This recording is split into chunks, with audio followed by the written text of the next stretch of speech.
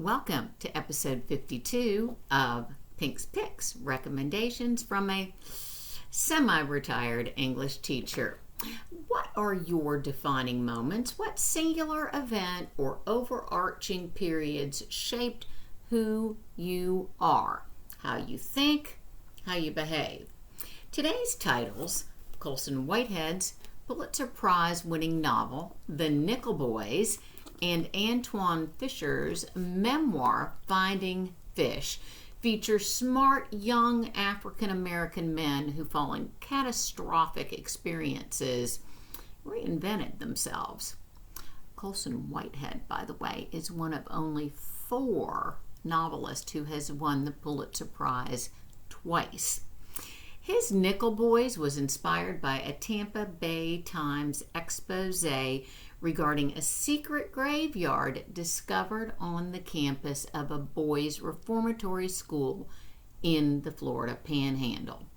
The atrocities at Whitehead's fictional Nickel are both based on bones excavated at the actual Dozier School for Boys by University of South Florida archeology students and professors.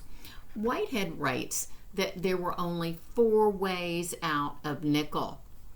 Serve your time, more arduous for blacks than whites, through unlikely court interventions, die after being placed in punitive sweat boxes following horrific abuse as a result of avoidable illnesses such as the flu, tuberculosis, pneumonia, or in suspicious fires or falls, or run through treacherous swamps surrounding the well-guarded property.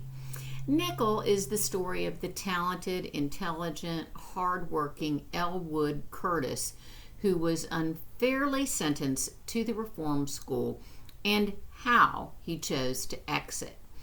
Antwone Fisher describes his life from his birth in a prison hospital to an orphanage to foster homes, one of which he got kicked out after 14 years of living there, aging out and becoming homeless, to his life as an author, screenwriter, producer, and director of Hollywood films.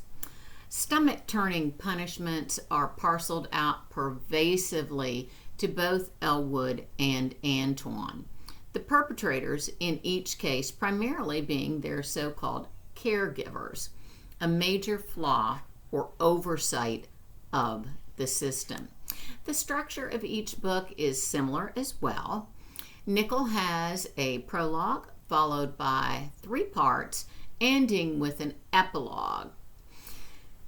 Fish is organized pre-memoir, acts 1, 2, and 3, then post-memoir. Fish's story unfolds chronologically.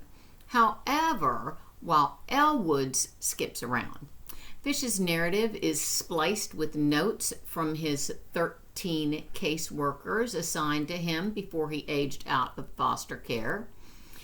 Oral imagery proliferates each piece. The sounds at night of the Nickel Boys sobbing and weeping, as well as an exhaust fan's bellows that suppress the screams of boys being beaten.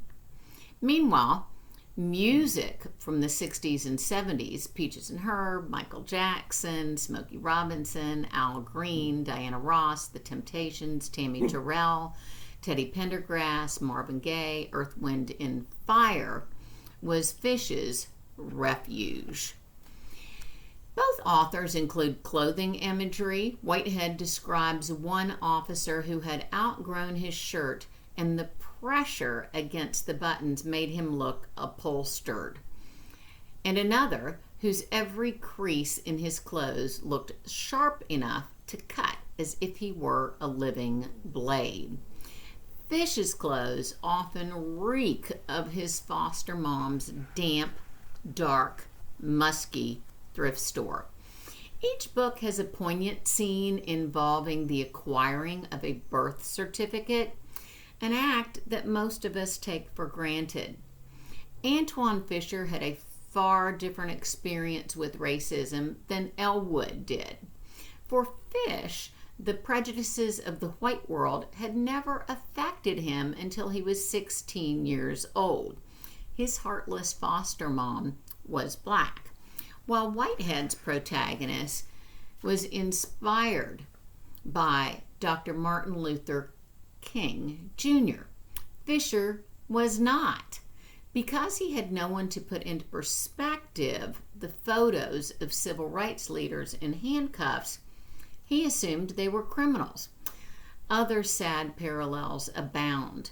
While Elwood notes that the boys could have been many things had they not been ruined, denied the simple pleasure of being ordinary, always on the lam. Fortitude and fortune favored a very few, including our protagonist. I give both books a well-deserved A. Next time, I will be discussing Hemingway's A Movable Feast. Until then, stay safe, be healthy, and do your homework. Bye-bye.